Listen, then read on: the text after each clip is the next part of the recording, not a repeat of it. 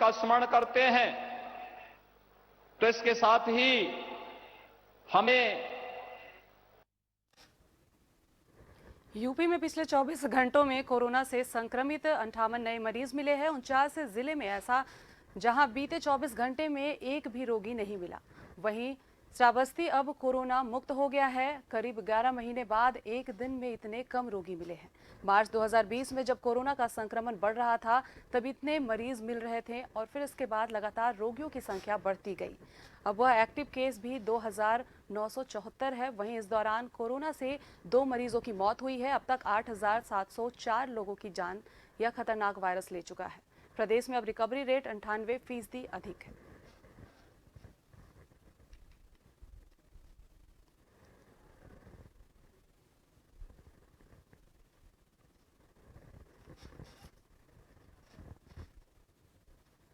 इस खबर पर अधिक जानकारी के लिए हमारे साथ फोन लाइन पर राजन जुड़े हैं। राजन, क्या कुछ अपडेट है कोरोना को लेकर?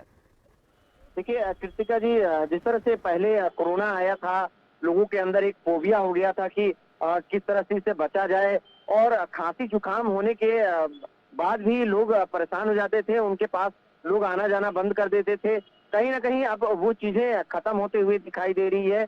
जो लोगों के अंदर एक कोरोना का जो फोबिया फैला हुआ था, वो तमाम देश और जो दूसरे अन्य जनपदों हैं उनमें ये काफी कुछ कम हो गया। आपको मौत की आंकड़े जो बता दें कि पहले लाखों में चलने लगे थे, फिर 1000 में हुआ, फिर इसके बाद से धीरे धीरे जो है सैकड़ों के तादाद में मौत के आंकड़े जो है जनपदों में देखने के लिए मिलता था। लेकिन अब जो बता रहे हैं कि यूपी में जो अलग अलग जनपद हैं, जिस तरह से मौत के आंकड़े पहले सैकड़ों के तादाद में जो देखे जाते थे, वो कहीं ना कहीं बिल्कुल घट के कम हो गया। और आपको इसमें सबसे सरकार का अहम भूमिका रहा। सरकार जिस तरह से समय पर कोरोना वैक्सीन जिस तरह देश में ले आई और इसके बाद से देश को लोगों को कहीं ना कहीं राहत मिली।